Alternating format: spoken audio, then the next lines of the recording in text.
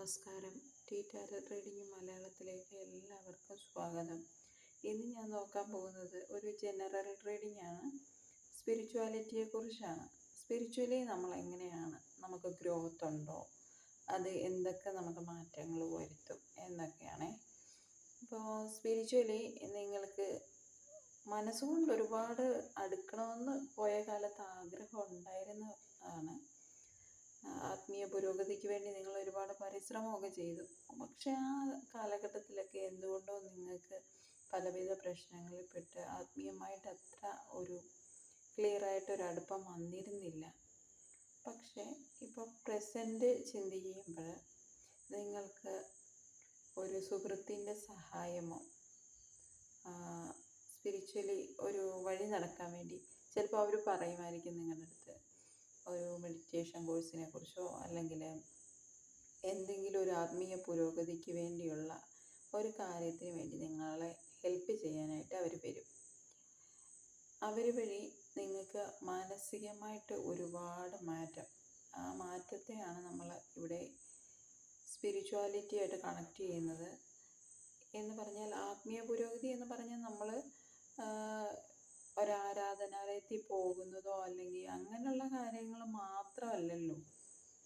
നമുക്ക് ആത്മീയമായിട്ടുള്ള പുരോഗതി എന്ന് പറയുന്നത് നമ്മൾ ഏറ്റവും സന്തോഷകരമായിട്ടിരിക്കുന്ന അവസ്ഥയാണ്.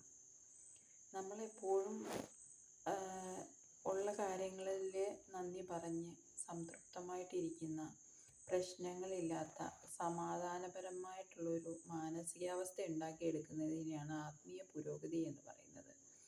അപ്പം ആ പുരോഗതിക്ക് വേണ്ടിയിട്ട് ഒരു ഫ്രണ്ട് അല്ലെങ്കിൽ ഒരു പാർട്ട്ണർഷിപ്പായിട്ട് ഒരു വ്യക്തി നിങ്ങളെ സഹായിക്കും.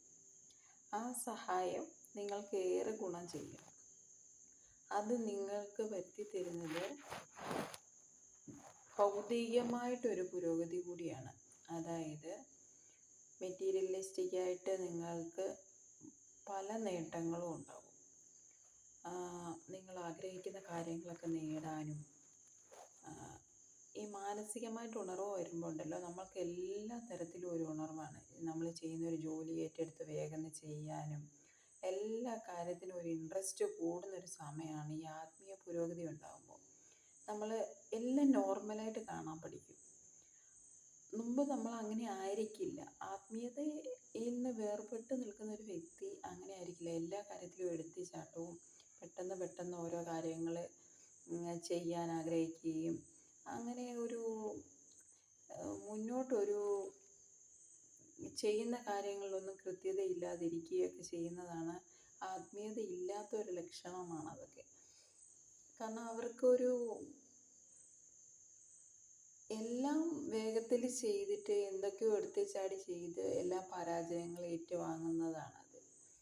അതുകൊണ്ടാണ് മനസ്സ് കാമായിട്ടിരിക്കുമ്പോൾ നമുക്ക് എല്ലാ കാര്യം ചെയ്യാനായിട്ടൊക്കെ ഒരു ഉണർവുണ്ടാകും. ആ ഉണർവിലൂടെ നിങ്ങൾ സ്വായത്തമാക്കാൻ പോകുന്നത് നിങ്ങൾക്ക് ധനപരമായിട്ടുള്ള നേട്ടങ്ങളും മെറ്റീരിയലിസ്റ്റിക്കായിട്ട് നിങ്ങൾ ആഗ്രഹിക്കുന്ന കാര്യങ്ങൾ നിങ്ങൾക്ക് എന്തൊക്കെയില്ല അതെല്ലാം നിങ്ങൾ വാങ്ങിക്കും.